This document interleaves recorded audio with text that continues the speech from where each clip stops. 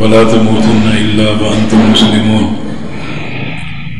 يا أيها الناس اتقوا ربكم الذي خلقكم من نفس واحدة وخلق منها زوجها وبث منهما رجالا كثيرا ونساء واتقوا الله الذي تساءلون به والأرحام إن الله كان عليكم رقيبا يا أيها الذين آمنوا اتقوا الله وقولوا قولا سديدا يصلح لكم أعمالكم ويغفر لكم ذنوبكم ومن يطع الله ورسوله فقد فاز فوزا عظيما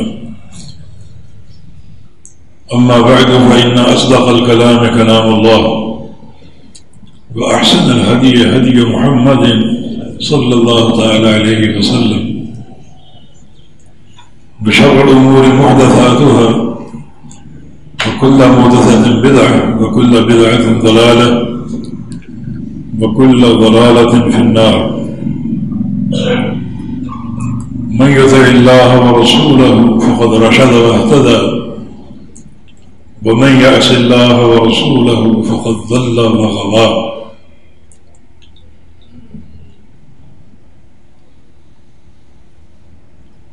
رب اشرح لي صدري ويسر لي أمري واحلل عقدة من لساني يفقهوا قولي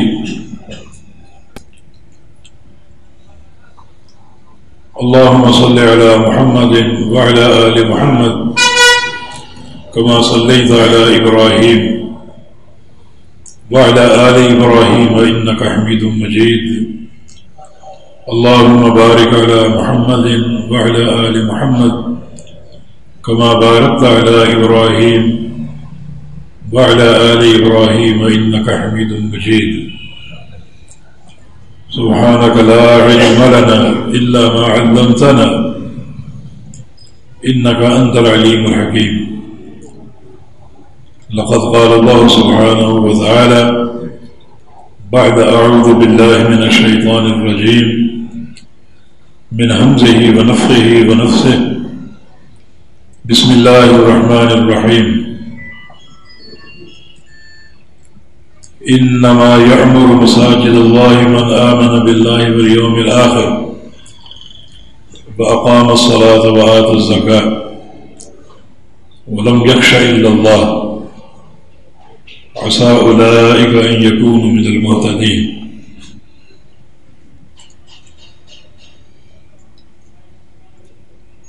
اس نشست کے لیے جو موضوع طے ہوا ہے وہ مسجد کی انتظامیہ اور نمازیوں کے باہمی تعلق اور ربط کی بنیاد پر ہے۔ مسجد کی انتظامیہ ہو یا نمازی ہو یا مسجد کا امام ہو یا مؤذن ہو یا خطیب ہو، سب سے پہلے ایک حدیث اپنے سامنے رکھیں اور ہمیشہ رکھیں۔ سنن ابی داؤد میں صحیح سند کے ساتھ یہ حدیث ہے کہ خیر بقاع الارض مساجدها وشر بقاع الارض اسواقها، کہ زمین کا جو سب سے بہترین ٹکڑا ہے وہ مساجد ہے۔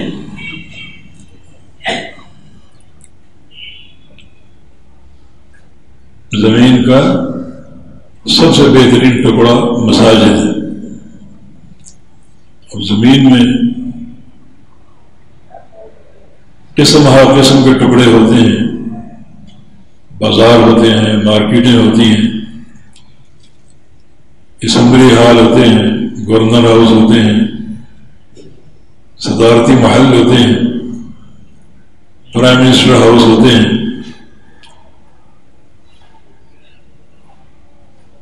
ان سب میں بہترین جو ٹکڑا ہے وہ مساجد ہے۔ زمین کا ٹکڑا مساجد کا مقابلہ نہیں کر سکتا، اور وہ شر و بقاعد الارض اسواقها، اور سب سے جو بدترین ٹکڑا ہے زمین کا وہ بازار ہے،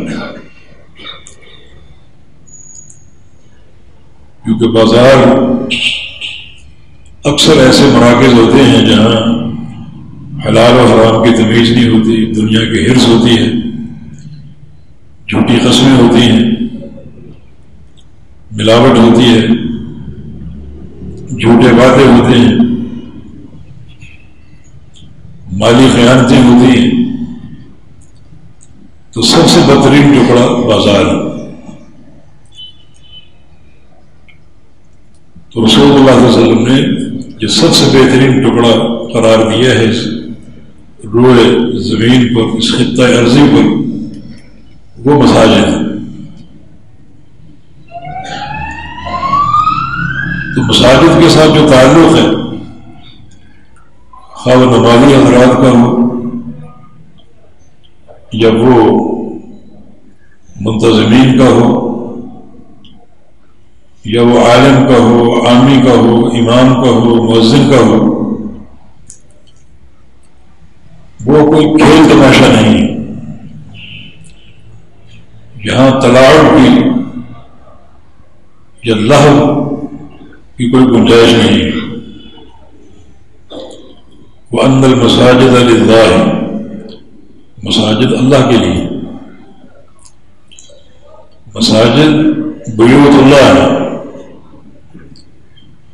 یہ اللہ کے گھر ہیں جس کے تقدس،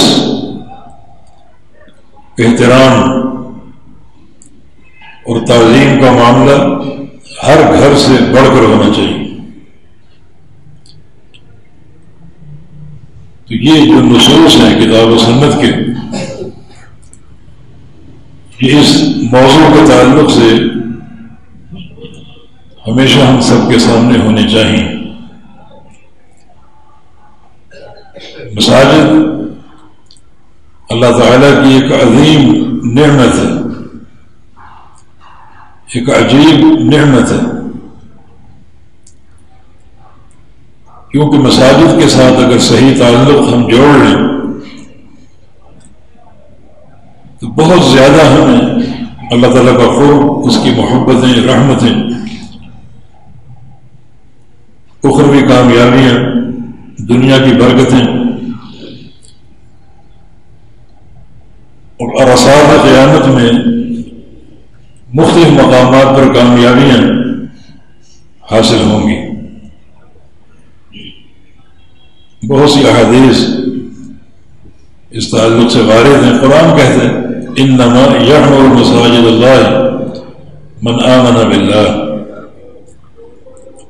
اللہ کی مساجد کو، اللہ کے گھروں کو وہی لوگ آباد کرتے ہیں جو اللہ پر ایمان لانے والے، وأقام الصلاۃ، نمازیں قائم کرنے والے، وآتوا الزکاۃ، اور زکوٰۃ دینے والے، ولم یخش الا اللہ، اور وہ اللہ کے سوا کسی سے نہیں ڈرتے، جن کا تعلق حقیقی مساجد کے ساتھ ہو، ان کے دلوں میں صرف اللہ کی خشیت ہوتی، فکر آخرت ہوتی۔ تو اللہ تعالیٰ فرماتا ہے کہ یہ لوگ ہدایت یافتہ ہیں۔ مسجد سے تعلق یہ ہدایت یافتہ ہونے کی بڑی ٹھوس دلیل ہے، یہ گواہی قرآن نے دی۔ نبی علیہ السلام کی حدیث ہے من بنا للہ مسجد یبتغی بہا وجہ اللہ بنى اللہ لہ بیتا فی الجنہ، جو اللہ تعالیٰ کے لیے مسجد بناتا ہے اور اس کی نیت اللہ کی رضا ہو تو اللہ تعالیٰ اس کا جنت میں گھر بنا دے گا۔ خواہ وہ گھر پورا کا پورا خود بنائے یا اس کی تعمیر میں شامل حصہ ڈالے، کیونکہ ایک حدیث میں نبی علیہ السلام کو ارشاد گرامی من بنا للہ مسجدا ولو کمفحص قطعۃ، بن اللہ لہ بیتا فی الجنہ کہ جو مسجد بنائے چاہے اس کا سائز پرندے کے گھونسلے کے برابر ہو، اللہ اس کا جنت میں گھر بنا دے گا۔ یہ جزوی تعاون ہوتا ہے کہ آپ نے 1 اینٹ 2 اینٹیں مسجد کو دے دی، کوئی معمولی سی رقم مسجد کو دے دی، تو اس پر بھی جنت میں گھر بنائے جانے کا فائدہ ہے۔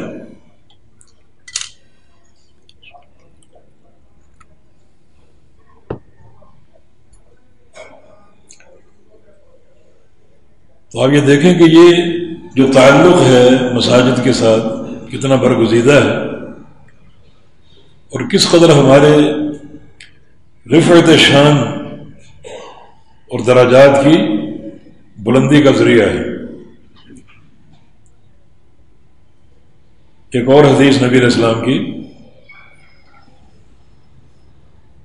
المسجد بیت کل تقی، ابو درداء اس کے راوی ہیں رضی اللہ عنہ، اور یہ حدیث طبرانی وغیرہ میں ہے، اور ترغیب و ترہیب میں بھی، اور شیخ البانی رحمہ اللہ نے اس کی سند کو صحیح قرار دیا ہے کہ مسجد جو ہے وہ ہر متقی انسان کا گھر ہے۔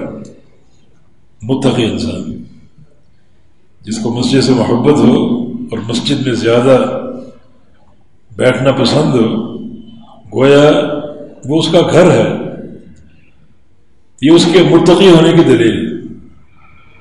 مسجد ہر متقی انسان کا گھر ہے، اور آگے فرمایا کہ تکفر اللہ لمن کان المسجد بیتہ، اللہ تعالیٰ نے ضمانت دی ہے، گارنٹی دی ہے اس شخص کو جس کا گھر مسجد بن جائے، مسجد اس کا گھر بن جائے۔ کیا ضمانت دی؟ بالروح والرحمت والجواد الى الصراط الى رضوان اللہ الى جنت اللہ۔ اللہ تعالیٰ گارنٹی دیتا ہے کہ جس بندے نے مسجد کو اپنا گھر بنا لیا، مانا اس کو خوب آباد کرتا ہے، تو گارنٹی کیا ہے؟ رحمت کی، اللہ تعالیٰ اس کو رحمت دے گا۔ اور گارنٹی کیا ہے؟ جب قیامت قائم ہوگی تو اللہ تعالیٰ اس کو پل صراط عبور کرا دے گا۔ بہت یہ گھمبیر گھاٹی ہے اور بڑا کٹھن مرحلہ ہے، بڑا ایک لمبا پل ہے یہ، جتنی وسیع جہنم ہے اتنا وسیع یہ پل ہوگا، اتنا بڑا لمبا، سمجھے کہ ایک ریزر، ایک بلیڈ ہے جس کو جہنم کی پشت پر نصب کر دیا گیا ہے، اور اس کو چل کر عبور کرنا ہے۔ تو اللہ تعالیٰ نے یہ ضمانت دی ہے کہ جو مسجد کو اپنا گھر بنا دے پوری محبت اور پیار کے ساتھ، تو اللہ تعالیٰ ضامن ہے کہ اس کو پل صراط عبور کرا دے۔ اس کی تائید اور حدیثوں سے بھی ہوتی، کیونکہ پل صراط عبور کرنا یہ نور کی مدد سے، نور کی برکت سے ہوگا۔ اور نبی علیہ السلام کی حدیث ہے کہ من حافظ علی الصلوات کانت لہ نور، جو نمازوں کی حفاظت کرتا ہے تو نمازیں اس کے لیے نور بن جائیں گے، اور نماز کی ادائیگی مسجد میں ہوتی۔ بشر المشائین فی الظلم بنور تام یوم القیامہ، جو لوگ اندھیروں میں نماز پڑھنے جاتے ہیں مساجد کی طرف، انہیں قیامت کے روز مکمل نور کی بشارت دیتے۔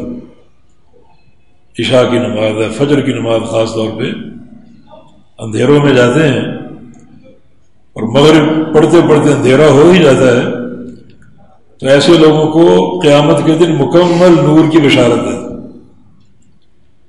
تو اللہ تعالیٰ نے یہ گارنٹی دی ہے کہ جو لوگ مسجد کو آباد کرتے ہیں بڑی ایک ذوق و شوق کے ساتھ اور بڑی ایک سچی طلب اور تڑپ کے ساتھ، تو اس کو رحمت بھی دوں گا اور پل صراط بھی عبور کرا دوں گا، اور عبور کرا کے الی رضوان اللہ، اپنی رضا میں لے آؤں گا، الی جنت اللہ، اور اپنی جنت میں داخل کر دوں گا۔ یہ ہے مسجد کا مقام، یعنی ایک مومن، ایک مسلمان کی کردار سازی، درجات کی بلندی، اللہ تعالیٰ کی رضا کا حصول، قیامت کی کامیابیاں اور جنت کا داخلہ، اس میں ایک نمایاں کردار مساجد کا۔ سبعۃ یظلھم اللہ فی ظلہ یوم لا ظل الا ظلہ، اللہ تعالیٰ 7 قسم کے انسانوں کو قیامت کے دن اپنے سائے میں لے لے گا، اور یہ سایہ بڑا قیمتی۔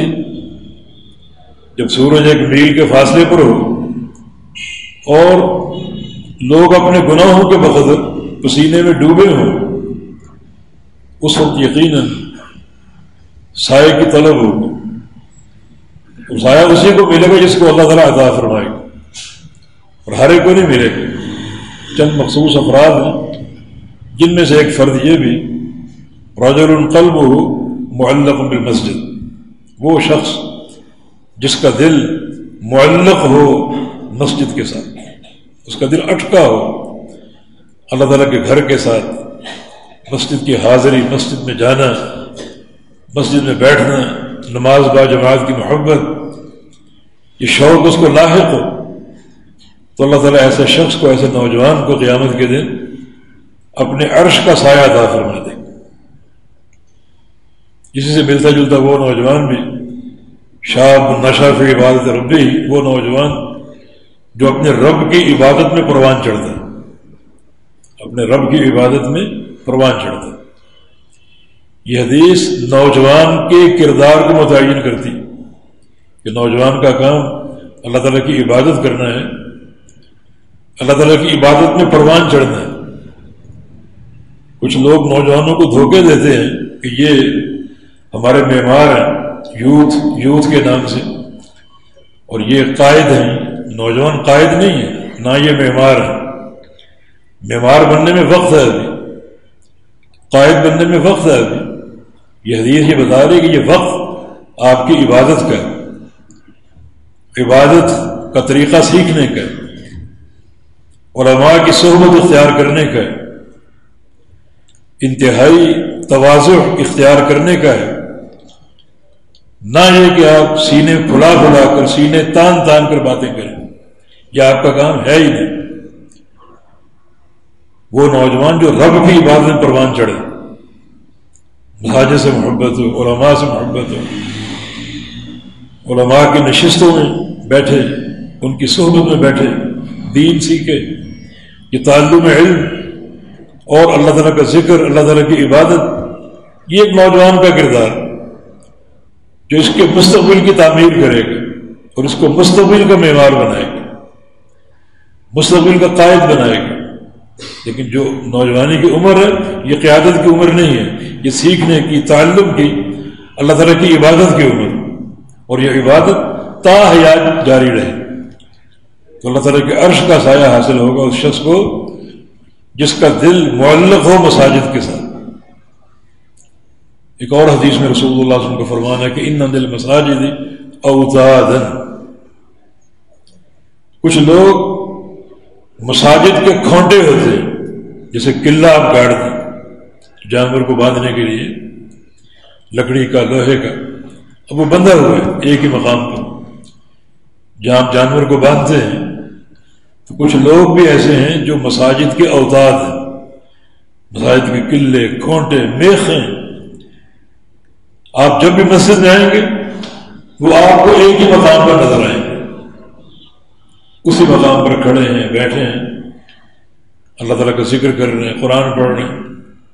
لگتا ہے کہ اس مقام پہ ان کو گاڑ دیا گیا، اس مقام پہ انہیں ٹھونک دیا گیا، کھونٹے کی طرح ٹھونک دیا گیا۔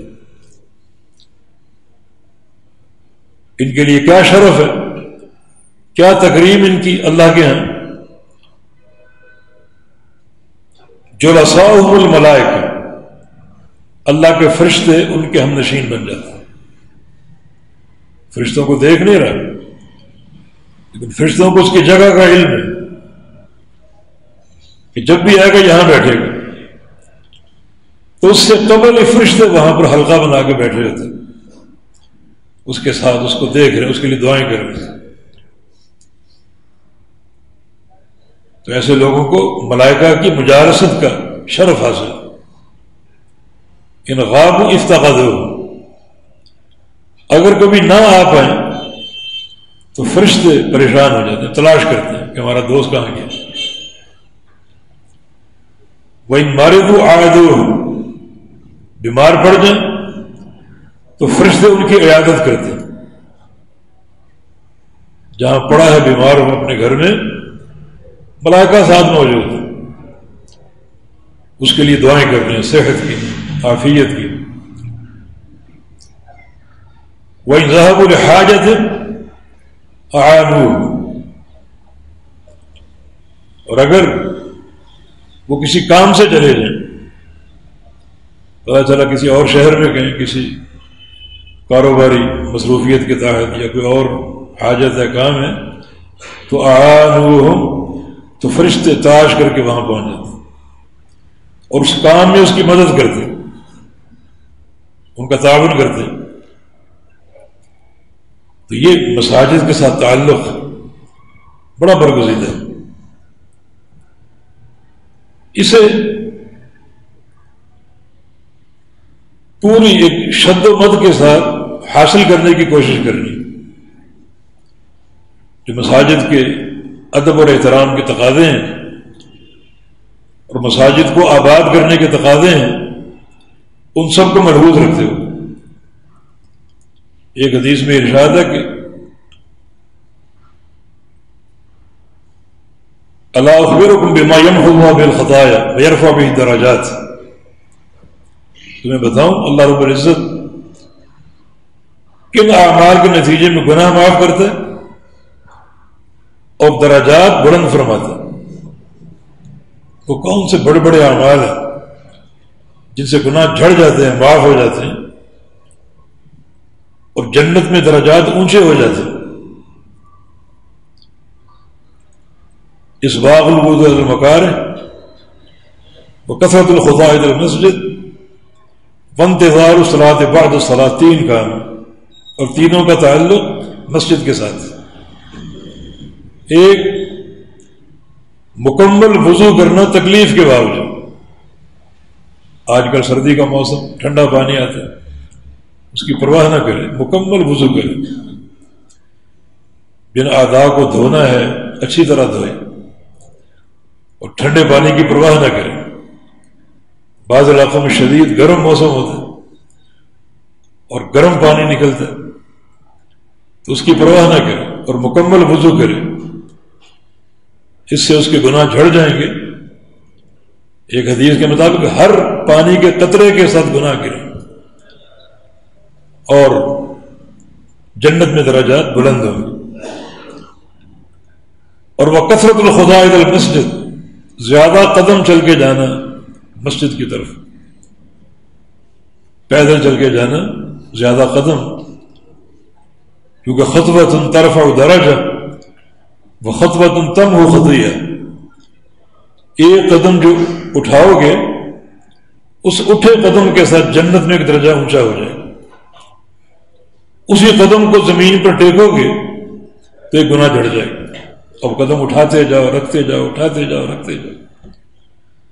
جب صحابہ نے حدیث سنی تھی تو جو صحابہ جن کے گھر مسجد نبوی کے قریب تھے وہ پریشان ہو گئے کہ ہمیں تو اجر کم ملتا ہے، ہمارے گھر تو بالکل مسجد کے پڑوس میں، تو پھر وہ اجر زیادہ پانے کے لیے اپنے قدم چھوٹے چھوٹے رکھتے تھے، ایک تو 1 فٹ پر قدم رکھنا اور ایک آدھے فٹ پر چھوٹے چھوٹے پاؤں ملا ملا کر قدم اٹھانا اور رکھنا، تاکہ ہمیں زیادہ قدموں کا ثواب ملے۔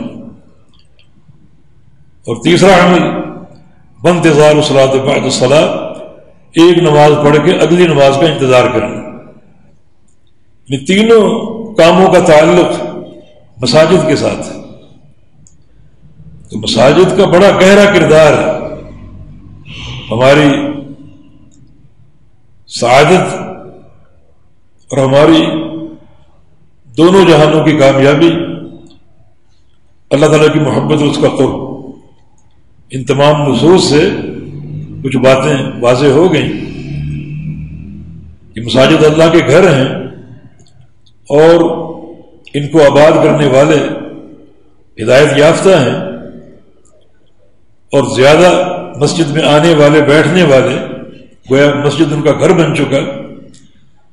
اللہ ان کو گارنٹیاں دے رہے ہیں رحمت کی، پل صراط کامیابی سے عبور کرانے کی، جنت کے داخلے کی، اپنی رضا کی، محبت کی، قیامت کے دن اپنے عرش کے سائے کی۔ یہ سارے تعلقات مساجد کے ساتھ مربوط، لہذا کوئی بھی فرد اس کا تعلق منتظمین سے ہو یا نمازیوں سے ہو یا وہ مسجد کے ائمہ خطباء ہوں، انہیں ان نصوص کو سامنے رکھتے ہوئے یہ کوشش کرنی ہے کہ مساجد کو اس طرح استعمال کریں کہ وہ ہمارے لیے اس اجر و ثواب کا ذریعہ بن جائے، اس کو محض یعنی کھیل تماشا نہ بنائیں اور اپنی ذاتی انا پہ قربان کرنے کی کوشش نہ کریں، بلکہ یہ اجر و ثواب کم نہیں ہے، اس کے حصول کی پوری کوشش ہو مکمل آداب کے ساتھ اور مکمل شرعی تقاضوں کے ساتھ۔ اب جو آپ کا موضوع ہے کہ مسجد کی انتظامیہ اور نمازی، ان کا آپس میں کیا ربط اور کیا تعلق ہے؟ دیکھیں، قرون اولیٰ میں مسجد کی انتظامیہ کو کوئی تصور نہیں تھا، بلکہ جو وقت کی ریاست ہے اسی کی ڈیوٹی تھی مساجد بنانا اور مساجد کا اہتمام کرنا، اس میں ائمہ اور خطباء کا تقرر، مؤذن کا تقرر، اور پھر وہ یہ سب کچھ کر کے مسجد کے امام کو مسجد کی ساری ذمہ داری سونپ دیتے تھے۔ اب مسجد کی امور مسجد کا امام دیکھے گا، جیسے دروس کا تعین، اس نے کب درس دینا کب نہیں دینا، حلقات تعلیمی، اس کا اہتمام اور انتظام، پھر مسجد میں اگر ترمیم کی ضرورت ہے، کوئی چیز ٹوٹ گئی یا کسی چیز کے اضافے کی یا وسعت کی ضرورت ہے، تو وہ امام ان سارے امور کی دیکھ بھال کرتا تھا۔ یہ قرون اولیٰ کا تصور۔ اور آج بھی اگر آپ عرب علاقوں میں جائیں، سعودی عرب ہے، امارات یا کویت وغیرہ، تو وہاں ایک اوقاف کا محکمہ بنا ہوا ہے جو مساجد کا پورا اہتمام کرتا ہے، اور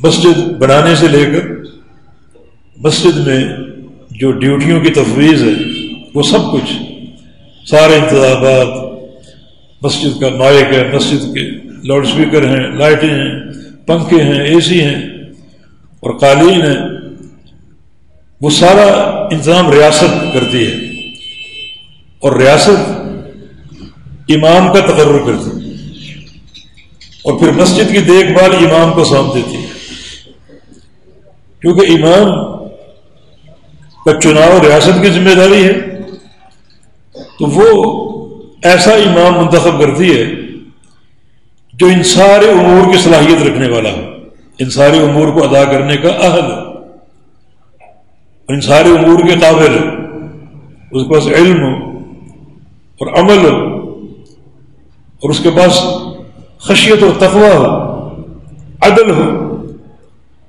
ان سارے امور کو دیکھ کر وہ امام کا تقرر کرتی ہے، کیونکہ نبی علیہ السلام کی حدیث ہے، الامام ضامن والمؤذن مؤتمن، اللہم ارشد الائمہ واغفر للمؤذنین۔ ابو داؤد کی حدیث ہے کہ امام ضامن ہوتا ہے اور مؤذن امین ہوتا ہے، یعنی اس سے آپ اندازہ کریں کہ امام کا دین میں کیا مقام اور مؤذن کا کیا مقام ہے۔ یعنی ان کو محض اس نظر سے نہ دیکھا جائے جیسے آپ دکان کے ملازم کو دیکھتے ہیں کہ ہمارے تنخواہ دار ہیں، بلکہ اللہ کے پیغمبر کیا فرما رہے ہیں؟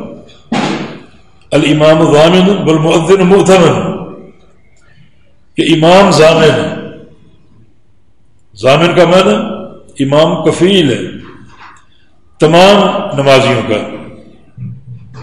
معمولی مقام نہیں ہے۔ مسجد میں 1000 نمازی بھی ہو سکتے ہیں، 10,000 اور 20,000 بھی ہو سکتے ہیں، ان سب کا ضامن امام ہے۔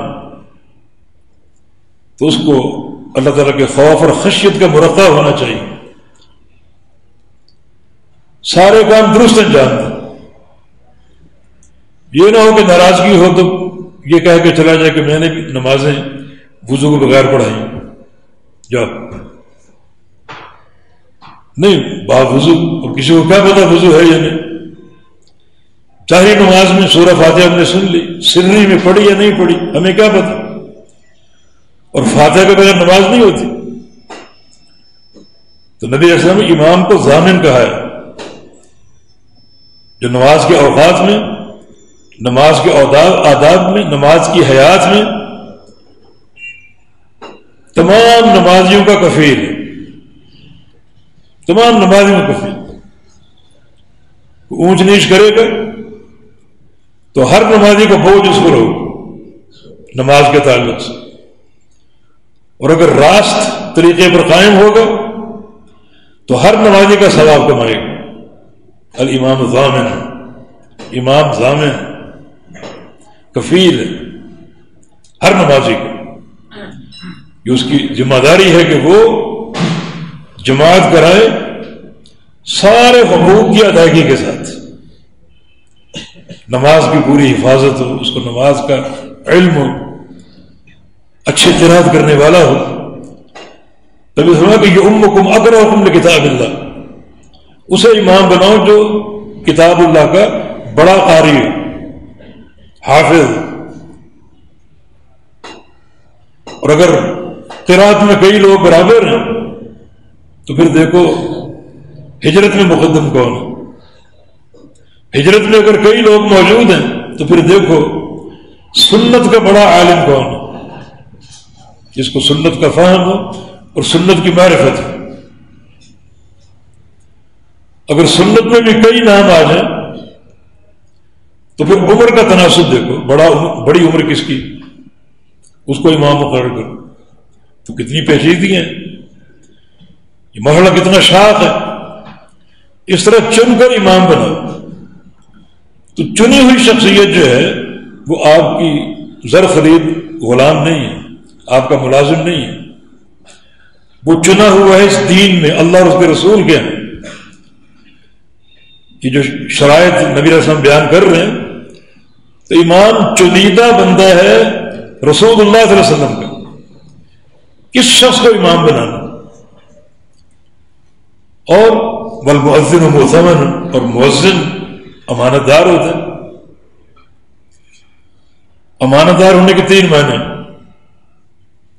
ایک معنی یہ کہ وہ اذان دے بالکل صحیح وقت پر، جو نماز کا وقت ہے۔ دوسرا معنی وہ نماز اذان میں پورا خیال رکھے روزے کا، کیونکہ اذان منسلک ہے 2 چیزوں کے ساتھ، ایک نماز اور دوسرا روزہ۔ مغرب کی نماز اذان ہے یا فجر کی اذان ہے، مغرب میں آپ افطار کرتے ہیں، فجر میں آپ سحر ختم کرتے ہیں، تو بالکل صحیح وقت پہ اذان ہے، تاکہ لوگوں کی نماز کے اوقات میں خلل نہ پڑے اور لوگوں کے سحر و افطار میں خلل نہ پڑے۔ افسوس ہے کہ ہمارے پاکستان کی بیشتر مساجد میں صرف رمضان کے مہینے میں وقت پہ اذان دی جاتی ہے، رمضان گزرا اور 15-20 منٹ فجر کی اذان لیٹ ہو۔ یہ کیوں؟ کیا جواب ہے اس کا؟ فجر طلوع ہو رہی ہے، اللہ تعالیٰ سے برکتوں کا، رحمتوں کا نزول ہو رہا ہے، اور آپ کے مائک کیوں خاموش ہیں؟ آپ اذان کیوں نہیں دے رہے؟ آپ کی مسجد کیوں گونگی بنی ہوئی؟ اور 15-20 منٹ کی تاخیر سے کیا جواز ہے؟ روزے اور نہیں ہیں کیا؟ خواتین کے قضاء کے روزے نہیں ہوتے؟ جمعرات کا روزہ، پیر کا روزہ، یوم 20 کا روزہ. اکثر تو جو بھولے بھالے لوگ ان کو علم ہی نہیں، نمازیں لیٹ ہو رہی ہیں، اذانیں لیٹ ہو رہی ہیں، ان کے روزے بھی خراب ہو رہے ہیں اور نمازیں بھی لیٹ ہو رہی ہیں. لیکن فجر کا جو وقت ہے وہ مشہود خیر ہے، مشہود ملائکہ، فرشتے آ رہے ہیں اور جا رہے ہیں. فرشتوں کے اکٹھے ہونے کا وقت ہے. جن پھر رات کو ڈیوٹی تھی وہ واپس جا رہے ہیں، جن کی دن کی ڈیوٹی شروع ہو رہی ہے وہ آ رہے ہیں، اور دونوں ملائکہ جمع ہوتے ہیں. اتنا یہ مقدس ایک وقت ہے اور آپ اس میں خاموش ہیں اپنے اختیار سے. یہ اختیار شریعت میں ایک دخل اندازی ہے. تو المؤذن مؤتمن، مؤذن امین ہوتا ہے. امین ہونے کا معنی مؤذن محافظ ہوتا ہے لوگوں کے نماز کے اوقات کا اور لوگوں کے روزوں کے اوقات کا. مغرب پر آ جائیں جناب، مغرب 2 منٹ 3 منٹ تاخیر سے دینی ہے، یہ تاخیر ہے احتیاطی. ایک تو احتیاطی جو لوگوں نے ایک بت گھڑ لی ہے وہ یعنی کئی مسائل پر اس کو منتبہ کرتے ہیں احتیاطی، حتیٰ کہ پوری فقہ پر. فقہا کہتے ہیں کہ ہماری فقہ سچ ہے لیکن ہو سکتا ہے غلط ہے، ہمارے مخالفین کی فقہ غلط ہے لیکن ہو سکتا ہے صحیح ہے. ایسا شک دین میں چلتا ہے. جس کتاب و سنت کے ہم طالب علم ہیں اس کا آغاز ذالک الکتاب لا ریب فیہ سے، وہ یقین ہے، اس میں شک اور تردد نام کی کوئی چیز نہیں. بھئی سلم و تسلیم ہے، وہ یقین ہی یقین. بعض فقہا کہتے ہیں کہ احتیاط یہ ہے کہ شادی شدہ مرد اور عورت ہر سال اپنے نکاح کی تجدید کریں. ہو سکتا ہے پچھلے نکاح میں کوئی جھول رہ گیا ہو تو غلط کاری نہ ہو رہی ہو. تو احتیاط کا تقاضا یہ ہے کہ ہر سال کسی مولوی کو بلاؤ اور نکاح اپنا دوبارہ پڑھا لو. ایک ایسی احتیاط. یہ ظہر احتیاطی کے نام سے پڑھتے ہیں، ہر جمعے کے 4 احتیاطی ظہر.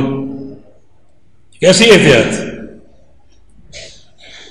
تو اس طرح اذان میں بھی احتیاط، 2 منٹ 3 منٹ لیٹ کرو تاکہ لوگ صحیح طریقے سے افطار کر سکیں. حالانکہ نبی علیہ السلام کی حدیث ہے اس وقت تک بندے فطرت پر قائم ہیں جب تک افطار میں جلدی کریں اور سحر میں تاخیر کریں.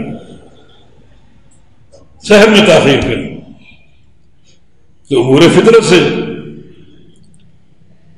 اور اس کو کامیابی قرار دیا گیا. تو مؤذن کو اس کا مقام معمولی نہیں، مؤتمن ہے، امین، لوگوں کی نماز کے اوقات کا اور لوگوں کے افطار و سحر کے اوقات کا پوری ایک کھلی نظروں سے اوقات کو چیک کر کے رکھے اور بالکل وقت پہ اذان دے کہ لوگوں نے اس کی اذان سن کر اپنی نمازوں کا تعین کرنا اور اپنے سحر و افطار کا تعین کرنا. یہ مؤذن کے امین ہونے کا تیسرا معنی یہ علماء نے بیان کیا، اور یہ بھی حق ہے کہ پہلے اذان مسجد کے مینارے پہ دی جاتی تھی بلندی پر چڑھ کر تاکہ پورے محلے میں آواز پہنچ جائے. اور منارہ ظاہر ہے کہ اونچا ہوتا ہے، نیچے لوگوں کے گھر ہیں تو اوپر چڑھ کے لوگوں کے گھروں میں تان جھانک نہ کرے. یہ چیز آنکھوں کی خیانت ہے، تقویٰ کی منافی ہے اور لوگوں کے حقوق کی پامالی ہے، لوگوں کی عزت کو روندنے کے مترادف. نگاہیں نیچے رکھے، نیچی نگاہوں سے اوپر جائے، اذان دے کے واپس آ جائے. یہ مؤذن کی امانت، امین ہونے کا تقاضا. اور یہ سارے معنی درست ہیں. تو شریعت نے مؤذن کا مقام کیا مقرر کیا؟ نبی علیہ السلام کی حدیث ہے المؤذنون اطول اعناقا یوم القیامہ، کہ مؤذن جو ہیں وہ قیامت کے دن ان کی گردنیں سب سے لمبی ہوں گی، سب سے لمبی گردنوں والے. نبی علیہ السلام ایک سفر سے لوٹ رہے تھے، ایک جگہ پڑاؤ ڈال دیا تو دور کہیں سے اذان کی آواز سنی آپ. اس نے کہا اللہ اکبر اللہ اکبر. فرمایا عدل فطرہ، یہ بندہ فطرت پر قائم. اشہد ان لا الہ الا اللہ، فرمایا کہ دخلت الجنہ، تو جو بھی ہے جنت میں داخل ہو چکے. اور یہ مؤذن تو یہ گواہی دن میں 5 بار دیتا ہے. تو فطرت پر ہے جنت میں داخل ہو چکے. ایک حدیث میں خرجت من النار، تو جہنم سے بری ہو چکے. تو صحابہ تو ہر سعادت کے مشتاق ہوتے تھے. جا کے دیکھیں تو صحیح، یہ کون شخص ہے جو چلتا پھرتا جنتی بن چکا، تلاش میں ادھر نکل گئے ادھر نکل گئے. آخر وہ ایک پہاڑ کی گھاٹی میں مل گیا، بکریوں کا چرواہا تھا، بکریاں چرا رہا ہے. اور جہاں نماز کا وقت ہوا، اذان دی، اقامت کہی، اور اکیلا ہی نماز میں کھڑا ہو گیا. تو کتنی بڑی سعادت ایک مؤذن کو حاصل. نبی علیہ السلام کی حدیث ہے لا يسمع مدى صوته جن ولا انس ولا شيء الا شهدت له يوم القيامه. مؤذن کی آواز جہاں تک پہنچتی ہے اور جو جو مخلوق اس کی آواز سنتی ہے، خواہ وہ جن ہو، خواہ وہ انسان ہو، خواہ وہ کوئی بھی چیز، اور کوئی بھی چیز میں ریت کے ذرے بھی آ گئے، پانی کے قطرے بھی آ گئے، درختوں کے پتے بھی آ گئے، یہ سب چیزیں قیامت کے دن مؤذن کے حق میں گواہی دیں اور اللہ ان کی گواہی قبول کرے گا.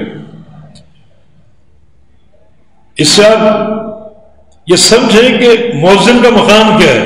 یعنی شریعت مؤذن کو کس نگاہ سے دیکھتی. دنیا میں سب سے کامیاب خلیفہ عمر بن خطاب رضی اللہ عنہ فرماتے ہیں اگر میرے کندھے پر خلافت کا بوجھ نہ ہوتا میں مسجد کا مؤذن ہوتا. مسجد کا مؤذن ہوتا. تو خواہ نمازی ہو عام یا انتظامیہ ہو، یہ جو 2 طبقے ہیں، امامت کا اور اذان دینے کا، یہ 2 جو شعبے ہیں انتہائی تکریم کے مستحق، انتہائی تکریم کے مستحق. تبھی تو جو ایک شرعی نقطہ نظر تھا قرون اولیٰ میں نبی علیہ السلام کے دور سے لے کر اور آج تک ان عرب ممالک میں وہ چیز قائم ہے کہ ریاست مساجد کی نگران ہوتی ہے، اور وہ نگرانی چونکہ خود نہیں کر سکتی تو یہ ذمہ داری مسجد کے امام کے خطیب کو سونپی ہوئی. اس کا کام ہے مسجد کے امور کی تنظیم، درس کب ہوگا کب نہیں ہوگا، کون دے گا کون نہیں دے گا، اور دیگر امور ہیں رمضان کے تعلق سے، عام دنوں کے تعلق سے. کوئی مسجد میں ٹوٹ پھوٹ ہے، مسجد تنگ پڑ گئی، اس کی رپورٹ وہ ریاست کو پہنچائے گا کہ مسجد کی توسیع کی ضرورت ہے، فلاں چیز کی ضرورت ہے، اور پھر ریاست اس کے کہنے پر، اس کی رپورٹ پر وہ ذمہ داری انجام دے گی. یہ تھا پہلا نظام جو اب بھی بعض علاقوں میں موجود. لیکن ہم جس ملک میں ہیں، پاکستان ہے، ہندوستان ہے، یہاں ریاست جو ہے وہ مساجد کی تعمیر سے اپنا ہاتھ اٹھا چکی. مخصوص مسجدیں بناتی ہے اور مخصوص لوگوں کو دے دیتی ہے بنا کر. لیکن جو عام مساجد ہیں ان مساجد کی تعمیر میں ریاست کا کوئی ہاتھ نہیں، کوئی تعاون نہیں ہے اور کوئی اشتراک نہیں ہے. اب یہ ایک نظام بن چکا، یہ ایک نظام بن چکے جس میں مسجد کی انتظامیہ کی ضرورت ہے. نبی علیہ السلام کی بعض احادیث سے بھی انتظامیہ کے وجود کا علم ہوتا ہے. مثلا آپ نے جو یہ فرمایا کہ امام کس کو بنانا ہے، تو بنانے والے کون ہیں؟ ظاہر منتظمین. امام کیسا ہو تو اس کا تعین کون کرے گا؟ ظاہر کہ منتظمین کریں گے. ریاست بھی کر سکتے، منتظمین بھی کر سکتے. واتخذ مؤذنا لا يأخذ على اذان اجرا، آپ نے حکم دیا کہ ایسا مؤذن رکھو جو اپنی اذان اجرت نہ لے، اپنی اذان پہ اجرت نہ لے، اجرت طلب نہ کرے. جس کا معنی نہیں کہ اجرت نہ دی جائے، اجرت دی جائے. ایک ہے دینا اور ایک ہے لینا، مانگنا. مانگنا اور ہے اور دینا اور ہے، دونوں معنوں میں فرق ہے. ایک ہے میں مطالبہ کروں کہ میں اذان دوں گا اتنی تنخواہ دوں گا، یہ غلط ہے. ایک یہ کہ جو منتظمین ہیں وہ دیکھیں. مثلا ہمارے گھر میں ماہانہ اخراجات کیا ہوتے ہیں، اگر وہ اس طرح پورے نہیں تو کم از کم اس کے قریب کم و بیش مؤذن کی جو ہے وہ اجرت ہونی چاہیے اور اس کو دی جائے. لیکن نبی علیہ السلام کی یہ حدیث ہے، حق ہے کہ ایسا مؤذن رکھو جو اپنی اذان اجرت نہ لے. لیکن فتح مکہ کے موقع پر رسول اللہ صلی اللہ علیہ وسلم نے ابو محذورہ کو مؤذن مقرر کیا تھا، اور جب تک اللہ کے نبی مکہ میں رہے وہ اذان دیتے تھے بیت اللہ کی چھت پہ چڑھ کے. اور جب آپ وہاں سے روانہ ہونے لگے تو آپ نے اسے ایک تھیلی دی جس میں چاندی تھی، اس کو آپ نے دی. وہ آپ اس کو عطیہ سمجھ لیں، ہدیہ سمجھ لیں، اجرت کہہ لیں. تو دینے اور لینے میں فرق ضرور دیں. کیوں؟ اس نے مستقل وقت آپ کو دیا ہو، آپ کو وقت دیا ہے. وہ دنیا کے سارے مشاغل چھوڑ کر وہ مسجد کے ساتھ منسلک ہے. امام ہو یا وہ مؤذن ہو، مسجد سے منسلک ہے. تو جو بھی ایک ضرورت کے بقدر وظیفہ ہونا چاہیے، یہ وظائف کا تقرر ریاست کرتی تھی، خطباء کے، ائمہ کے اور مؤذنین کی ریاست کرتی تھی. تو آج بھی کرنا چاہیے اور اچھا کرنا چاہیے. تو گویا یہ جو فرامین ہے نبی علیہ السلام کے کہ ایسا مؤذن رکھو، ایسا امام رکھو، اس میں ایک اشارہ ملتا ہے مساجد میں انتظامیہ کے وجود کا. وہ پہلے ریاست یہ سارے کام انجام دیتی تھی، سلطنت اور حکومت. اب جو ہمارا ماحول ہے اس میں حکومت یہ کام انجام نہیں دیتی. ہم خود ہی مساجد بناتے ہیں، اس کے لیے کوشش کرتے ہیں، محنت کرتے ہیں، اور پھر مسجدیں بن جاتی ہیں. تو یقیناً امور کو منظم رکھنے کے لیے انتظامیہ کی ضرورت ہے. مسجد کیسے چلے گی، بل کیسے ادا ہوں گے، پانی کا بل کون دے گا، کیسے دیں گے، یہ ذمہ داری خطیب یا امام کی نہیں ہے. اس کا کام ہے جماعت کرانا، اس کا کام ہے لوگوں کی تربیت اور اس کے ان کی اصلاح کرنا. دروس کا اہتمام، دروس کی تیاری، جیسے عام طور پہ عصر کے بعد درس ہوتا ہے یا عشاء کے بعد یا عشاء سے قبل درس ہوتا ہے. عرب علاقوں میں 2 نمازوں کے بعد درس ہوتے ہیں، ایک عصر کے بعد، دوسرا عشاء کی اذان کے بعد. عشاء کی اذان اور نماز کے درمیان درس ہوتے ہیں. لوگ آتے ہیں، سنتے ہیں، اور پھر 15 منٹ 20 منٹ کے بعد جماعت کھڑی ہوتی ہے اور لوگ بڑی ایک روحانیت کے ساتھ جماعت میں داخل ہوتے ہیں. تو یہ کام ہے امام کا، وہ ان دروس کی تیاری کرے، ان کا استحضار کرے اور اس کے لیے محنت کرے. تو پھر لامحالہ انتظامیہ کی ضرورت. پہلے یہ سارے مصارف ریاست کے ذمے تھے، اب چونکہ ہماری مساجد میں ریاست کا کردار نہیں ہے تو انتظامیہ کے وجود کی ضرورت ہے. اب مساجد میں گویا 2 پہیے ساتھ ساتھ چل رہے ہیں، ایک انتظامیہ کا اور ایک امام اور مؤذن اور خطیب کا، اور تیسرا جو ہے وہ نمازی حضرات ہیں. ان کا مسجد سے تعلق ہے، مسجد کو آباد کرنے والے اور رونق بخشنے والے ہیں. تو ان کا کردار بھی معمولی نہیں ہے. لیکن انتظام کی ساری ذمہ داری انتظامیہ کے ہاتھوں میں، انتظامیہ کے ہاتھوں میں. یعنی یہ ایک تقسیم ہو چکی. مؤذن کا کام اذان دینا، اس اذان میں حسن پیدا کرے، بلند آواز، وقت کی حفاظت، تیاری، باوضو ہونا وغیرہ وغیرہ. امام کا کام جماعت کرانا، اچھی قراءت سیکھے، تجوید، مخارج، اور پھر یہ مصلح لوگوں کی تربیت کی بنیاد ہے. تو تربیت کی خاطر دروس کا استحضار، دروس کی تیاری، یہ اس کے شب و روز کے مشاغل ہیں. انتظامیہ کا کام ان سارے امور کی نگرانی، مسجد کے احتیاجات ہیں وہ منتظمین دیکھیں گے. اب جو نمازی حضرات ہیں وہ مشاورت میں شریک ہو سکتے ہیں.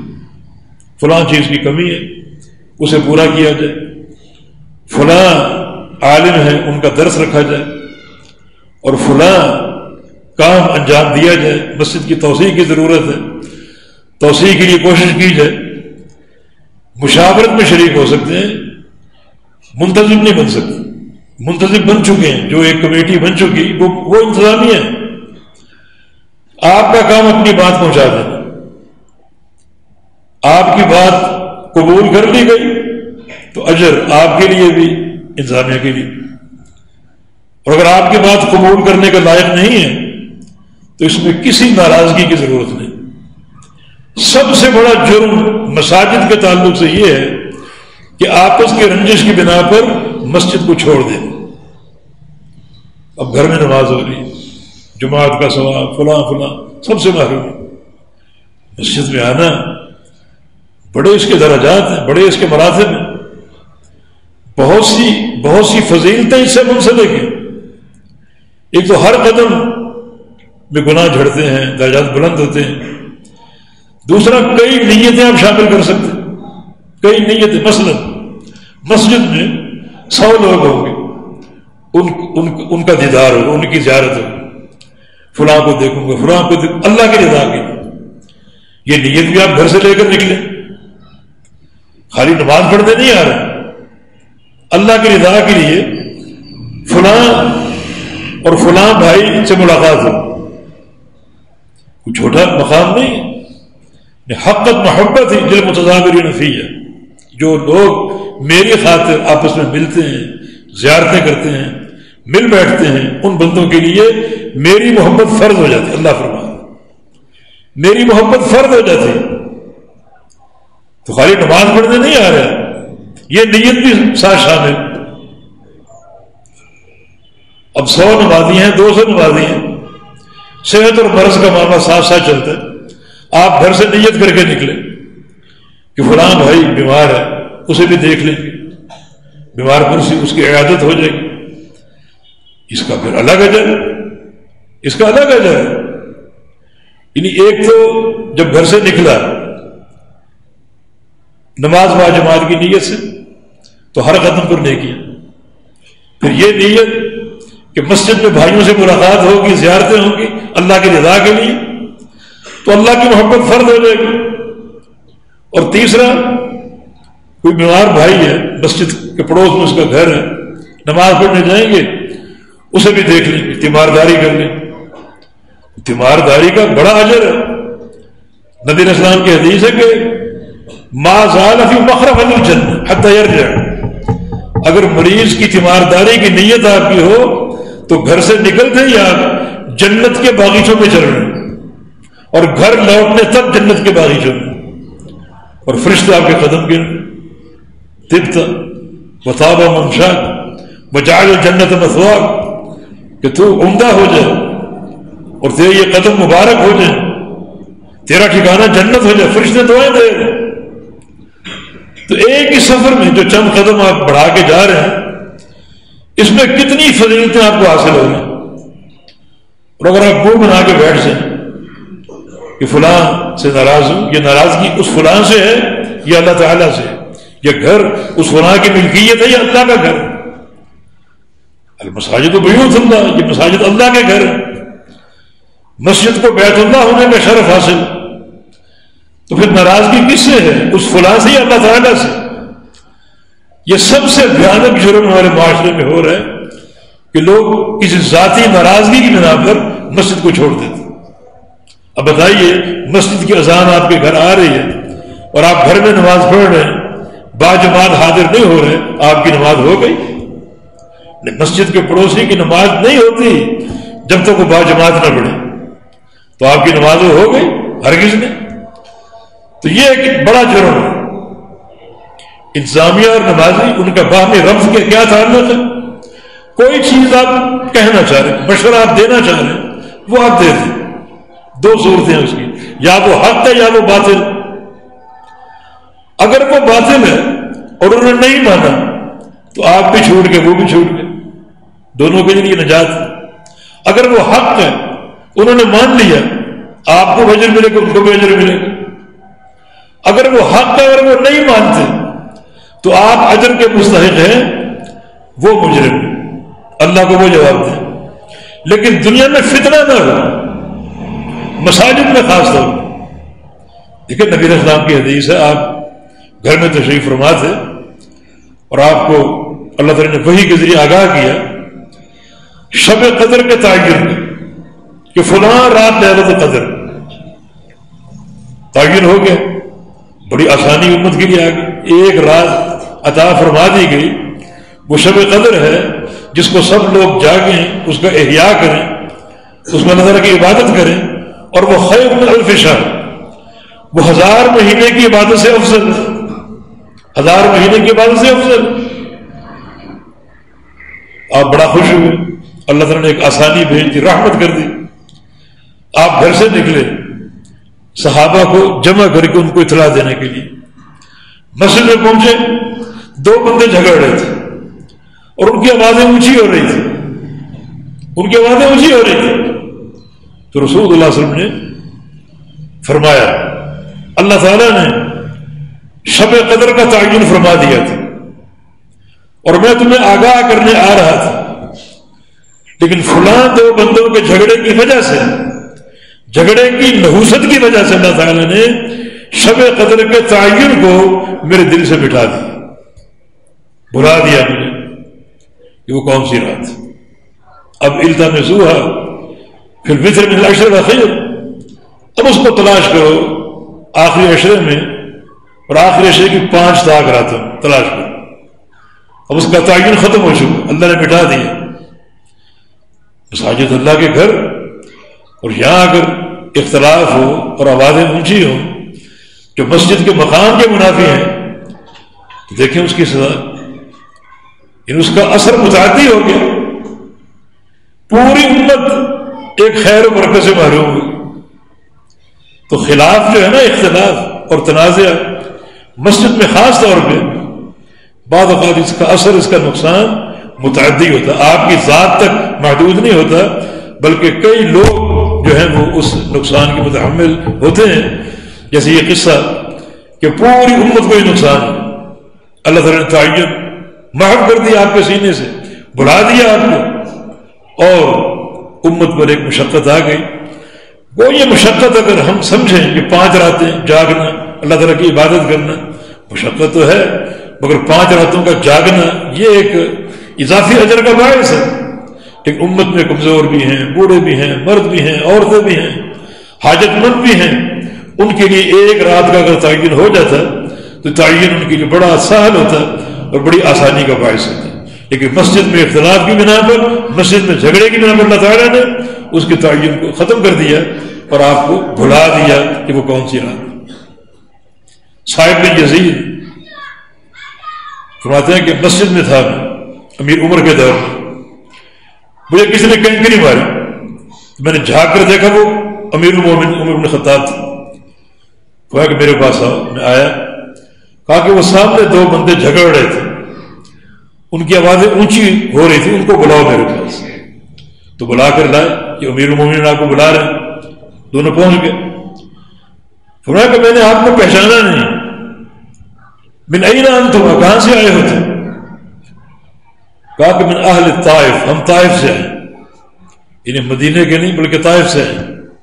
فرمایا کہ لو کنتما من اہل المدینہ لاوجعتکما، اگر تم اہل مدینہ سے ہوتے تو میں تمہاری چھترور کر دیتا ہے، اچھی خاصی پھینٹی لگاتا تمہاری، یعنی ترفعان اصواتکما فی مسجد رسول اللہ صلی اللہ علیہ وسلم، اللہ کے پیارے پیغمبر کی مسجد میں آوازیں اونچی کر جھگڑ رہے۔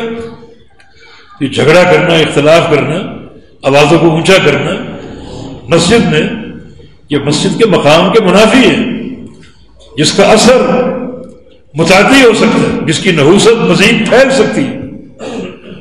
تو یہ ایک بڑا بھیانک سلسلہ ہے جو اکثر مساجد اور انتظامیہ اور نمازیوں کے مابین ایک نزاع کی صورت ہوتی ہے۔ ہر مسجد میں 1-2 کردار ایسے ہوتے ہیں جو انفرادیت پسند ہوتے ہیں اور ہر وقت جھگڑنا، اختلاف کرنا ان کا معمول، ان کا مزاج ہے، اور اپنی جائز اور ناجائز بات کو منوانے کی کوشش کرنا یہ ان کی فطرت اور عادت بن جاتی ہے۔ اس کے لیے جھگڑے کرنا، اختلاف کرنا ان کا معمول بن جاتا ہے، جس سے جو اجتماعی برکتیں وہ چھن جاتی ہیں۔ دیکھیں مساجد جو ہیں وہ اجتماعی برکات کے نزول کا ایک مقام ہے، اجتماعی برکات نازل ہوتی ہیں مساجد میں۔ نمازوں کی کثرت، جتنے نماز زیادہ ہوں گے اتنا جماعت کا اجر بڑھ جائے گا، جماعت اجر بڑھ جائے گا. تبھی جو حرم مکہ مکرمہ ایک نماز 1,00,000 نماز کے برابر، اور مسجد نبوی کی ایک نماز 1,000 نماز کے برابر، مسجد اقصیٰ کی ایک نماز 500 نمازوں کے برابر، اور یہ تینوں اللہ کے گھر بڑے وسیع ہیں. نبی علیہ السلام کی حدیث ہے کہ صلاۃ الجماعۃ تفضل علی صلاۃ الفرد ب27 درجہ، کہ باجماعت نماز جو ہے وہ اکیلے بندے کی نماز سے 27 گنا زیادہ، 27 گنا زیادہ باجماعت. یہ مسجد کی برکت ہے نہیں. اگر مسجد میں پیار اور محبت کی فضا ہوگی تو اس سے علم بھی پھیلے گا، برکات بھی اتریں گی، اور جو مسجد کا پیغام وہ بھی بڑا واضح ہو کر لوگوں کے سامنے آئے. پیارے پیغمبر صلی اللہ علیہ وسلم کے دور میں سمام بن اثال عیسائی تھا، پکڑ لیا گیا، صحابہ اس کو پکڑ کے لے آئے، فرمایا کہ اس کو مسجد کے صدور کے ساتھ باندھ. حالانکہ عیسائی تھا، مشرک تھا، مسجد کے صدور کے ساتھ باندھ. اتنا اعتماد تھا. آج ایسا ممکن ہوتا؟ کسی کافر کو، مشرک کو، اجنبی کو یہاں ہم لاتے؟ یہاں تو روز پھڈے ہوتے ہیں، یہاں تو پھڈے دیکھ کر متنفر ہو جائے گا کہ یہ اسلام، یہ مسلمان، یہ ان کا کردار، یہ ان کا اخلاق. مگر نبی علیہ السلام کو صحابہ پر اعتماد تھا. اب وہ بڑا سردار تھا اپنی قوم کا، غصے میں بکھرا ہوا اللہ کے پیغمبر گیا اس کے پاس، ماں باپ دیا سماما کیا حال ہے؟ تو غصے سے کہتا ہے ان تقتل ذات میں وَإِن تُنْعِمْ شَاكِرٌ. کیا محمد صلی اللہ علیہ وسلم سن لو، میں پکڑا گیا ہوں، ٹھیک ہے، مجھے اگر قتل کر دو گے تو میری قوم میرا بدلہ لے گی. میرا خون سستا نہیں ہے، رائے گا نہیں جائے گا، میری قوم بدلہ لے گی. اور اگر چھوڑ دو گے تم احسان فراموش نہیں ہو، اس احسان کا بدلہ دو. پہلے دن بھی یہ کہا، دوسرے دن بھی یہ کہا، تیسرے دن جب آپ اللہ کے نبی گئے تو کہتے ہیں میں اسلام قبول کرنا چاہتا ہوں. بتائیے کیا طریقہ؟ غسل کیا، کلمہ پڑھ دیا، اشہد ان لا الہ الا اللہ، اسلام میں داخل ہو گیا. کیا دیکھ کر؟ اس کو دعوت نہیں دی کہ کلمہ سنا، دعوت نہیں دی گئی. اس نے صحابہ کو دیکھا، ان کے کردار کو، اخلاق کو، باہمی محبت کو، پیار کو، ایثار کو، اللہ تعالیٰ کی عبادت کے شوق کو، جستجو کو، نبی علیہ السلام کی عزت اور خدمت کو، آپ کی تعظیم اور تکریم کو، ساری چیزیں دیکھی، متاثر ہو کر اسلام قبول کر لی. اور اسلام قبول کرتے ہی اس کی جو ایک قلبی کیفیت میں انقلاب برپا ہوگا. کہتا ہے کہ یا رسول اللہ صلی اللہ علیہ وسلم ابھی چند لمحے قبل سب سے مبغوض چہرہ آپ کا تھا، نفرت کے قابل، نعوذ باللہ، اب سب سے محبوب چہرہ آپ کا بن چکا ہے. ایسی طبیعت بدلی. سب سے مبغوض، نفرت کے قابل شہر مدینہ تھا، اب سب سے محبوب شہر مدینہ بن چکا ہے. سب سے نفرت کے قابل دین اسلام تھا، اب سب سے محبوب دین اسلام بن چکا ہے. کس بنا پر؟ یہ صحابہ کا تعامل، ان کا باہمی ربط، مسجد کے آداب کا خیال اور مسجد کے پیغام اور رسالہ کا تحفظ، یہ سارے امور دیکھے تو ایک مشرک جو کہ سردار بھی تھا، انتہائی متکبر، اس کی قلبی کیفیت میں انقلاب برپا ہو گیا. یہ خاموش دعوت ہے، یہ زبان کی دعوت نہیں ہے. تو مساجد میں ایسا کردار بناؤ کہ یہ کردار نئے آنے والے کے لیے خاموش دعوت بن جائے، نہ کہ مساجد کو پھٹوں کا گہوارہ بنا دو. گھر میں تو چلتا نہیں، بیوی سنتی نہیں، تو کسی کو سنانا ضرور ہے، تو سارے غصے آ کر مسجد میں نکالو، یہاں نکالو آ کر. تو اس کا کیا اثر ہوگا؟ نئے نمازی، نئے مہمان، کیا وہ اس کا اثر لیں، کیا تاثر لیں گے؟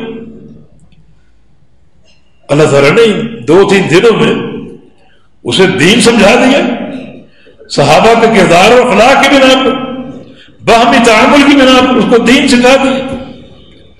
اللہ کے نبی سے کیا پوچھتا ہے کہ میں تو عمرہ کرنے جا رہا تھا، عمرہ ہمارے مذہب میں تھا، اب آپ کا دین قبول کر دیا، آپ کے دین عمرہ ہے یا نہیں؟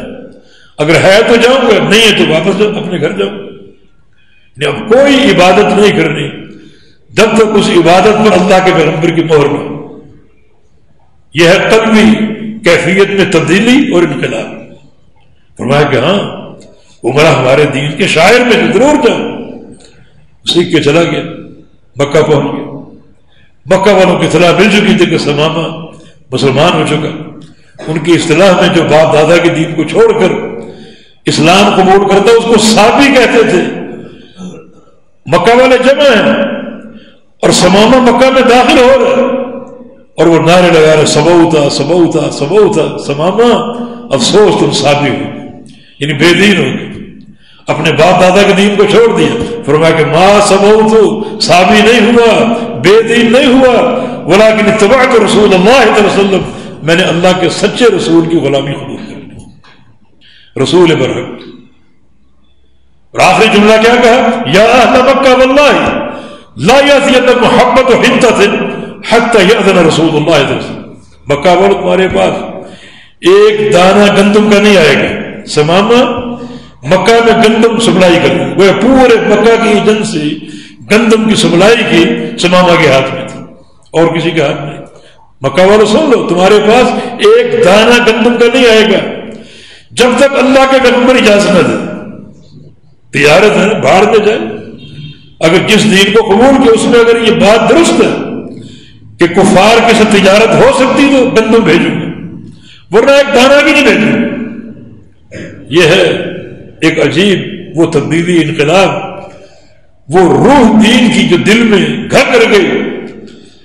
کس دعوت کی بنا پر؟ دعوت آپ کو زبان سے نہیں دی گئی، آپ کو مجبور نہیں کیا گیا۔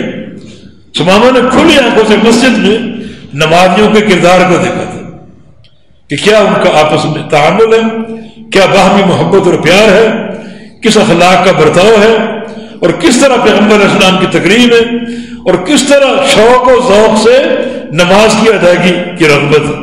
پانچوں نمازیں مسجد بھر گئی، مسجد آباد ہو رہی ہے، رات کا اندھیرا ہو اور فجر کا وقت ہو، نیند کا غلبہ ہوتا ہے، کوئی پرواہ نہیں، تمام نام یکساں حاضری ہوتی ہے۔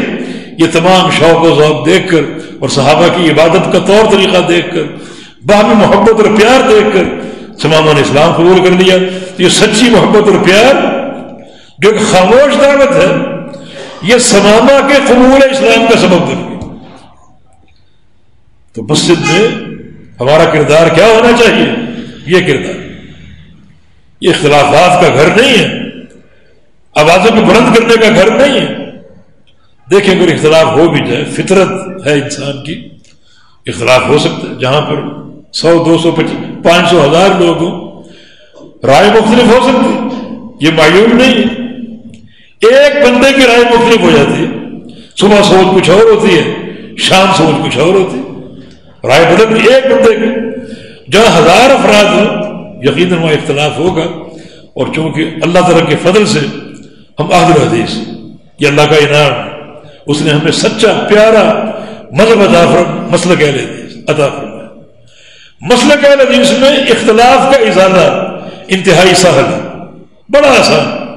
فردوہ الی اللہ والرسول، بیٹھ جاؤ، دونوں فریق بیٹھ جاؤ اور اختلاف کے نقطے کا تعین کرو، اختلاف کس چیز پر؟ یہ نقطہ ہے اختلاف، ٹھیک ہے، اسے پیش کر دو اللہ اور اس کے رسول کو، کتاب و سنت۔ میرا خیال ہے چٹکی بجاتے ہی مسئلہ حل ہو جائے گا۔ اگر اللہ کا خوف ہے، ذاتی انا ہے اور کبر ہے، تکبر اور غرور ہے، اپنی بات منوانے کا جنون ہے، اس مرض کا کوئی علاج نہیں۔ ایسے لوگ یہ نہ سمجھیں کہ ہمارا یہ مزاج نوٹ نہیں ہو رہا، نہیں، نوٹ ہو رہا ہے۔ اس مزاج کا تعلق اللہ کے گھر سے، آپ کی ذات سے ہوتا، ذاتی گھر سے ہوتا تو معاملہ ہلکا ہوتا۔ اللہ کے گھر سے ہے، اللہ کے گھر کے تعلق سے اگر بد مزاجی ہے، یہ اختلاف ہے، یہ انانیت ہے، تو یہ نوٹ ہو رہی ہے، اس کا کڑا حساب دینا پڑے گا، کیونکہ اس سے مساجد کی برکتیں ختم ہوتی، برکتیں ختم ہوتی۔ مسجد کی انتظامیہ ہو، اس کے رویے میں اگر شدت ہو، لا روا، تو اللہ کے ہاں جواب دے۔ نمازی ہوں، ان کے رویے میں شدت ہو، لا روا، اللہ کے ہاں جواب دیں ہم کیوں؟ یہ شدت، یہ اختلاف اور یہ جو باہمی تنازع ہے، یہ مسجد کی اجتماعی برکات کو ختم کرنے کے مترادف ہے۔ اجتماعی برکات کیا ہے؟ اجر و ثواب کا حصول۔ اجتماعی برکات کیا ہے؟ کسی دور میں ہماری مساجد جو تھی وہ دعوت دین کا گہوارہ ہوتی تھی، جہاد کا مرکز ہوتی تھی، یہاں قافلے جہادی بنتے تھے اور مار کے کامیاب ہوتے تھے۔ کیوں؟ آغاز اللہ کے گھر سے ہو، بڑا بابرکت آغاز ہے۔ نکاح شادیاں مسجدوں میں طے ہوتی ہیں، مسجدوں میں عقد ہوتے ہیں برکت کے حصول کے لیے۔ جہادی قافلے روانہ ہو رہے ہیں مساجد سے برکت کے حصول کے لیے۔ یہ مساجد اور پھر دروس قائم ہوتے، منعقد ہوتے مساجد میں۔ وہ آج ہم یہ کام بھی مسجد سے منتقل کرنے کی کوشش کر رہے ہیں۔ شادی حال میں جناب تراویح کی نماز ہو رہی ہے، پارکوں میں تراویح کی نمازیں ہو رہی ہیں، مساجد معطل ہو رہی ہیں۔ اللہ کے گھر سے عداوت ہے کیا؟ اللہ کے گھر کو معطل کر کے آپ کیا چاہتے ہیں؟ میں ہمارے پڑوس میں بروچ پارک، وہ ہماری زینت ہے، وہاں ہمارے پروگرام دروس ایک عرصے سے چل رہے ہیں، اس طرف اشارہ نہیں کر رہا، وہ ہماری ضرورت ہے۔ وہ جگہ وہ ہم نے اپنے پاس قائم رکھنی، اس کی ہم نے حفاظت کرنی۔ اللہ کرے آگے ایک ایسا وقت آ جائے کہ وہاں اللہ کا گھر بنانے میں کامیاب ہو جائے، تو اس طرف اشارہ نہیں، لیکن عام ایک فیشن بنتا جا رہا ہے کہ جناب پارکوں میں نمازیں ہو رہی، شادی ہال بک ہوتے ہیں اس میں نمازیں ہو رہی، بینر لگے ہوئے جناب فلاں تاریخ کو اس حال میں رو رو کر دعائیں کی جائیں۔ تصنم، یہ قوم بناوٹ کا شکار ہو جائے، تکلفات سارے، حالانکہ دین سے کوئی تعلق نہیں۔ کہ تجھے کیا پتا اس میں تو رو پائے گا یا نہیں پائے گا؟ یہ تو ایک خشیت جو ایک وقت میں انسان کو حاصل ہوتی ہے، آنسو نکل آتے ہیں اور وہ قابل تعریف ہے، لیکن تکلف کر کے آنا، پروگرام بنا کے آنا کہ آج ہم یہاں روئیں گے چاہے وہ رونا مصنوعی کیوں نہ ہو، تو یہ کوئی نیکی نہیں ہے، بلکہ ایسی ریاکاری ہے جو آپ کے سارے عمل کے اجر کو ضائع کر دے۔ عرض کر رہا ہوں کہ مساجد اجتماعیت کی برکات کا ذریعہ، یہاں اگر دروس ہوں گے اور باہمی پیار و محبت کی فضا ہوگی تو یہ فضا باعث برکت ہوگی۔ پھر اس کیا برکت ہوگی؟ نئے نئے لوگ آپ کو حاصل ہوں گے، دعوت آپ کی پھیلے گی۔ ہم نے دیکھا کہ ایسے مقامات جہاں کبھی ایک صف تھی، آج وہاں 20 صفیں ہو چکی نمازیوں، ایک منزل تھی وہاں 6 منزلیں بن چکی، پھر بھی مسجد تنگ ہو رہی۔ یہ کیا ہے؟ یہ وہ برکت ہے جو خاص طور پہ اللہ کے گھروں میں اترتی اور نازل ہوتی۔ تو یہ برکتیں کب ہوں گی؟ جب باہم پیار و محبت ہو۔ یہ بات نوٹ کر لو، ہماری کمزوری باہمی اختلافات، لا تنازعوا فتفشلوا وتذهب ريحكم، تنازع نہ کرو، اختلاف نہ کرو، ورنہ تم کمزور پڑ جاؤ گے، تمہاری ہوا اکھڑ جائے گی، برکتیں ختم ہو جائیں گی۔ لیکن اگر پیار محبت ہوگا تو اللہ کا ہاتھ آپ پر ہوگا، وہ اجتماعی برکتیں جو مساجد کے رہینے منت ہیں وہ آپ کو حاصل ہوں۔ خلاصہ کلام یہ ہے کہ انتظامیہ ہو یا نمازی، ائمہ اور مؤذنین، سب کے ہاں یکساں قابل احترام اور قابل تعظیم۔ کیوں؟ شریعت نے ان کی تعظیم کی، امام کو کیا لقب دیا اور مؤذن کو کیا مقام دیا، تو یہ ان کو اپنا نوکر نہ سمجھو، غلام نہ سمجھو کہ جس رویے چاہے ان سے بات کر لیں، جیسا چاہے ان سے جو ہے وہ اخلاق کا مظاہرہ کر لیں۔ نہیں، یہ بہت ہی تکریم اور تعظیم کے مستحق ہے۔ باقی رہا انتظامیہ اور مسجد کے نمازیوں کا باہمی ربط، یہ ربط پیار اور محبت کی بنیاد پر ہو، اور انتظام کرنا یہ انتظامیہ کا کام ہے، نمازیوں کا کام نہیں۔ نمازیوں کا کام نہیں ہے کہ مسجد میں وہ کوئی ترمیم کریں، وہ ترمیم اگر ہے تو انتظامیہ کے ذریعے کرو، منتظم وہ ہیں، آپ نہیں ہیں۔ کسی قسم کا فتنہ نہ ہو، سب سے مکروہ چیز دین اسلام میں فتنہ۔ تو بات وہی ہے جو ہم نے 2-3 قسمیں بنائی، مشاورت آپ کرنا چاہ رہے ہیں، مشورہ دینا چاہ رہے ہیں، تو رائے دینا چاہ رہے ہیں، اپنی رائے دیں۔